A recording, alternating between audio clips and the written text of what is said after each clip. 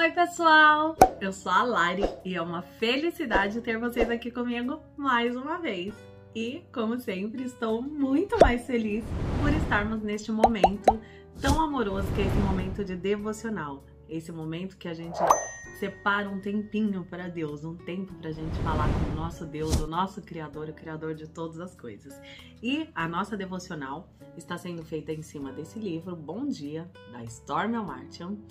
E se você se interessar por esse livro e quiser comprá-lo, eu vou deixar aqui no box de informações um link de afiliado meu, que se você comprar por esse link você me ajuda, deste livro, mas não só deste, de outros livros também que têm edificado a minha caminhada, a minha fé cristã. Então, vale a pena dar uma conferida em todos os livros que eu tô colocando aqui embaixo. Vamos lá! A nossa devocional de hoje tem o título Fazendo Sacrifícios. Ah, mas antes da gente começar a leitura, já aproveita e compartilha esse vídeo com todas as pessoas que precisam ouvir um pouco mais da palavra de Deus. Ou seja, todas as pessoas que você conhece, porque todos nós precisamos ouvir um pouquinho mais da palavra de Deus sempre, todos os dias, para sermos um pouquinho mais parecidas com Cristo. E a nossa devocional, ela tá escrita em cima do livro de Gênesis, capítulo 22, versículos de 1 a 3. E a autora do livro, a Stormy, ela indica que você reflita durante o seu dia no livro de Gênesis, capítulo 22, versículos de 1 a 19. Vamos lá. Fazendo sacrifícios. Passado algum tempo, Deus pôs Abraão à prova, dizendo-lhe: Abraão! E ele respondeu: Eis-me aqui. Então disse Deus: Toma seu filho, seu único filho, Isaque, a quem você ama, e vá para a região de Moriá. Sacrifique-o ali como holocausto num dos montes que lhe indicarei. Na manhã seguinte, Abraão levantou-se e preparou o seu jumento. Isso está escrito em Gênesis 22, de 1 a 3. Deus, às vezes, pede coisas estranhas. Nada, porém, se iguala à tarefa confiada a Abraão. Deus não só lhe pediu que matasse seu filho, mas também estava tirando dele a resposta à promessa pela qual aguardara 25 anos. A morte de Isaque mataria também o sonho, ou não? Parece que Abraão não ficou se preocupando com o problema. Na manhã seguinte, partiu para a viagem. Imagino que Abraão tenha falado muito com Deus. Ele sabia que obedecer a Deus o feriria, mas foi em frente. Quando chegou ao lugar, construiu um altar, amarrou o filho, colocou-o sobre o altar e levantou a faca. Algum de nós conseguiria confiar tanto em Deus? Trememos ao pensar no sacrifício de um ser humano, mas assim como Isaque carregou a lenha para a oferta, Jesus levou a própria cruz até o Gólgota. Como Abraão colocou Isaque sobre o altar, Deus pôs seu filho na cruz.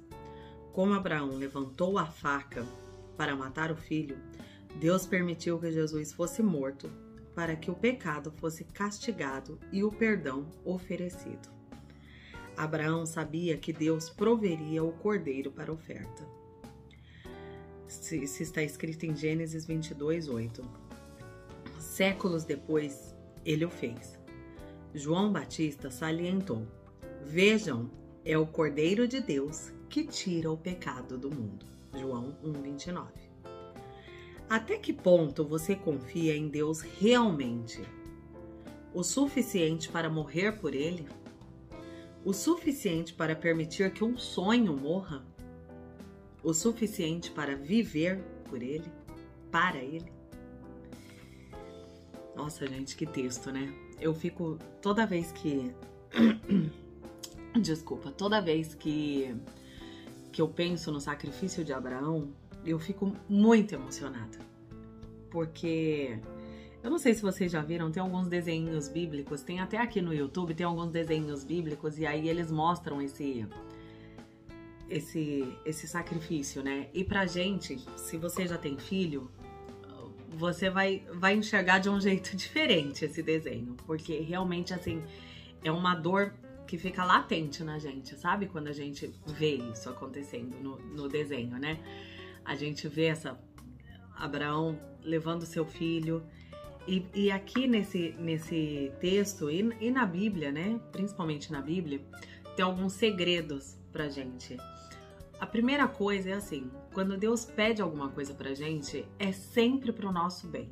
Nossa, Lari, mas Deus pediu para Abraão matar o filho. A gente sabe que Deus, lá no final, não deixou Abraão matar, né, Isaac. Mas isso foi pro bem de toda a humanidade, porque olha que interessante. Quando a gente vê a morte de Cristo, a gente fala assim, Deus mandou o seu filho, a gente fala e está escrito, né? Deus mandou o seu filho único, unigênito, né? Para que ele voltasse como primogênito, né? Então ele mandou um filho para morrer por todos nós. E aí era o único filho dele, e aí Deus ganhou muitos filhos depois que Jesus volta aos céus, né? Depois que ele é assunto aos céus. Mas assim, o que é interessante é que a gente não vê Deus. Então é difícil da gente materializar essa visão de que era o filhinho de Deus, né? É difícil da gente materializar isso. E olha como Deus é maravilhoso. Ele faz as coisas de acordo com aquilo que a gente conversou na última devocional. Lembra que eu falei da gente falar sobre as coisas e da gente... Desculpa, gente. E da gente visualizar as coisas? Olha como é que Deus agiu a fé aqui. E na Bíblia toda é isso. O Antigo Testamento inteiro, ele aponta para Jesus Cristo. E aqui, se você olhar, até no desenho mostra Isaac carregando as toras para o sacrifício que seria dele mesmo, né? Ele não sabia que era ele o sacrifício, mas seria ele mesmo, no caso. Ele carrega assim nas costas, né? Que outro jeito de carregar lenhas, né? Não tem outro jeito, né? Ele carrega assim. E isso sinaliza para Cristo. Como que Cristo carregou a cruz dele? Assim nas costas, né? Desse jeito. Então, é uma sinalização. É Deus agindo a fé. E mostrando e falando o tempo inteiro, olha, eu mandarei um cordeiro. Um dia eu mandarei um cordeiro. Eu mandarei um cordeiro. Até que esse cordeiro chegasse, se materializasse aqui. Então, primeiro é um ensino de fé para todos nós, de que a gente tem que falar a palavra de Deus, de que a gente tem que ser visual. Então, foi esse visual, assim, né, de Isaac carregando. E... Desculpa, gente, tá? Demais, tô com o bichinho do ranram. E assim, além desse visual e desse falar, ainda tem uma coisa. Olha que interessante, como a gente consegue, pelo menos eu consigo, e muitas pessoas que eu converso também dizem a mesma coisa. Como a gente consegue se sentir mais próximo de Abraão, né? Porque ele era um homem como a gente, do que na questão de Deus abrindo mão de um filho. Como é mais fácil pra gente se emocionar, sentir a dor, se emocionar não, mas assim, se emocionar, sentir a dor de Abraão, do que sentir a dor de Deus, que a gente fala, mas Deus sabia que o filho ia, né, que Jesus ia ressuscitar, que ele ia... Então assim, parece que a gente consegue se aproximar mais do que é semelhante a nós, e Abraão era semelhante a nós. Então fazer isso não era só uma prova de fé para Abraão, era para deixar pra gente essa questão da gente se empatizar com isso, sabe? Da gente olhar para Abraão e falar assim, nossa, teve uma pessoa que foi capaz de pensar em dar um seu filho. Olha que interessante, né? Deus deu o filho dele, verdadeiramente, que foi Jesus Cristo. Mas mexe mais com a gente essa cena, né? De Isaac subindo ali com a lenha. Isso mexe muito com o emocional da gente. Principalmente pra gente que tem filho, que a gente fala, não, nossa, jamais, eu não teria coragem e tal. Porque realmente a gente olhar Deus, a gente fala ele em toda a sua divindade, na sua onisciência, na sua onipresença, onipotência. Ele realmente já sabia o que ia acontecer com Cristo, né? Então parece que a dor não é tanto. Embora a gente sabe assim, que o sacrifício perfeito foi o de Jesus Cristo, que foi o único sacrifício que foi capaz de libertar a gente das amarras do diabo, de levar a gente à salvação, de levar todas as nossas doenças. O sangue desse cordeiro, né? Que foi Jesus Cristo, o cordeiro perfeito, o cordeiro de Deus que tira o pecado do mundo, é o que nos lavou. Mas realmente assim, para deixar mais próxima a história de Cristo da gente, Deus traz esse acontecimento na vida de Abraão, que foi realmente conhecido como pai da fé, né? Porque que grande fé teve esse homem, né? Você teria coragem? Eu, sinceramente, eu falo com Deus que é muito difícil. É muito difícil. E uma lição prática que a gente pode tirar do que Abraão fez é o quê? Não se demorar. Quando Deus pedir algo para você, quando tiver alguma coisa na palavra que te pede para mudar um comportamento, algo na sua vida que esteja precisando acontecer, não se demore para fazer isso acontecer, sabe? Não se demore para tomar a sua posição em Cristo. Abraão, assim que Deus pediu, logo na manhã seguinte ele levantou e foi. Sabe por quê? Quanto mais tempo você demora, mais tempo você dá pro inimigo ficar ali te colocando dúvida, tentando colocar na sua cabeça uma maneira de escapar daquilo que Deus te pediu, um outro artifício. Então, não se demore. Gente, como essa palavra tá falando comigo, como o Espírito Santo tá falando agora aqui. Não se demore para fazer o que Deus te pediu, por mais difícil que seja. Aqui no final a Stormy faz 3 perguntas. Ela faz 4 perguntas, né? Até que ponto você confia em Deus realmente? Se Deus falou na palavra dele, você confia realmente que aquilo é para você? Que é pra tua vida? Até que ponto você confia em Deus realmente? A gente tem que avaliar isso no nosso coração. E ela pergunta assim: o suficiente para morrer por ele? Aí você pode dizer assim: Lari, mas hoje em dia isso é coisa do passado, os apóstolos que precisaram morrer para edificar a igreja, tal, não sei o quê.